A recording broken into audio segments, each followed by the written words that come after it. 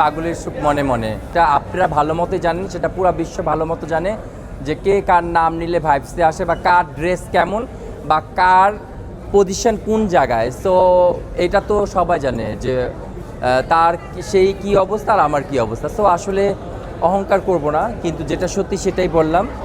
তো আপনারা নিজেরা বুঝে নেন, এবার আপনারা নিজেরাই বুঝতে পারবেন সেটা। এটা আমার আর কিছু বলে না, এটা অডিয়েন্সই বুঝতে পারছে। একটা মানুষ উপরে উঠে গেলে তার উপরে কীভাবে হিংসা করে তাকে নিচে নামানো যায়, তাকে কিভাবে তার নামে রিউমার ছড়ানো যায়, তার নামে কীভাবে বাজে কথা বলে মানুষের কাছে ইয়ে করবে, এগুলো করে। তো আসলে এদের কোনো যোগ্যতা নাই, তাই আরেকজনের পিছনে লাগে। এই জিনিসগুলো একটু করো তো। হ্যাঁ, আসলে এদের কোনো যোগ্যতা নাই, তাই তারা মানুষের পিছনে লাগে এবং কথা বলে। কিন্তু যারা পারফেক্ট, যেরকম আমরা শিখাচ্ছি, দেখবেন সারা জীবন জয় থাকবে। আর ফেক মানুষগুলো না স্টে করতে পারে না, দেখবেন কিছুদিন স্টে করবে পরে ভেঙে যাবে, কারণ তো ফ্যাক্ট।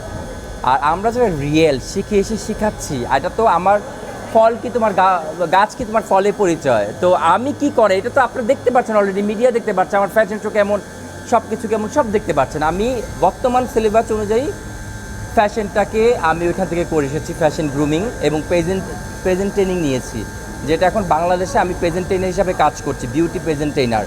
ইভেন পাশাপাশি আমার ওয়ার্কগুলো দেখবেন টোটালি গ্লোবাল স্টাইলে। আজকেও যে একটা পড়বো টোটালি গ্লোবাল স্টাইলে করবো আমি। তো এগুলো দেখতে পাবেন। আসলে এখন কে কী বললো এইগুলা শুনে আসলে আমাদের লাভ নাই।